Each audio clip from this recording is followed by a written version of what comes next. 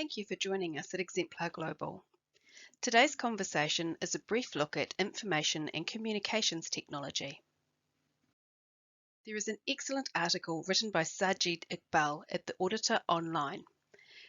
In this article, Sajid talks about why the heck do I need ICT skills and gives some excellent insights into places you can go to get more information to hone your skills. When considering information and communications technology, we'd like to consider briefly those online meeting platforms that you're likely to use. Some of the considerations around cyber protection and security of data, and thoughts around gaining your confidence using this technology. There are many different online meeting platforms, and each of them have their own way of running. Zoom is very popular, and a lot of organisations are using Microsoft Teams.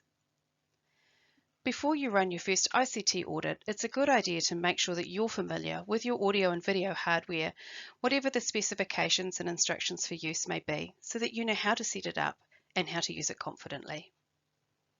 The platform that you're using may change depending on the business.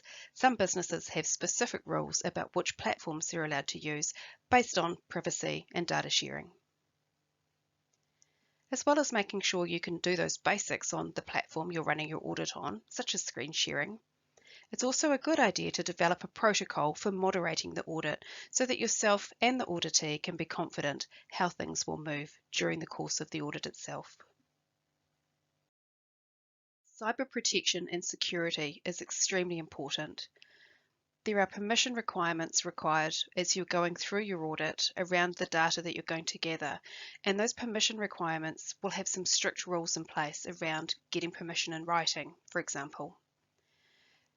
As an auditor, you'll need to know not just the company rules that you're dealing with, or if you're working for a certification body, their requirements, but there will also be local and possibly international rules that you'd need to comply with. You'll need to understand the data sharing rules for the software provider that you're using. There will be important protocols around taking screen snips, recording of data during the audit, and how and where that data is going to be stored and retained.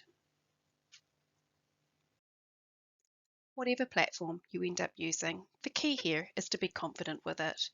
Practicing those basics such as muting and unmuting, sharing your screen, sharing information between yourself and your auditee will all make it a less stressful experience on the day. If possible, it's an excellent idea to do a pre-audit ICT check with the auditee that you're going to be auditing. This makes sure that your technology is compatible with each other and that everything is going to work well on the day. Take the time to learn the tools that you're going to be needing so that you can be more confident once the audit kicks off. If you have any questions about auditing using ICT, contact us here at Exemplar Global and do join the Exemplar Link community at exemplarlink.org.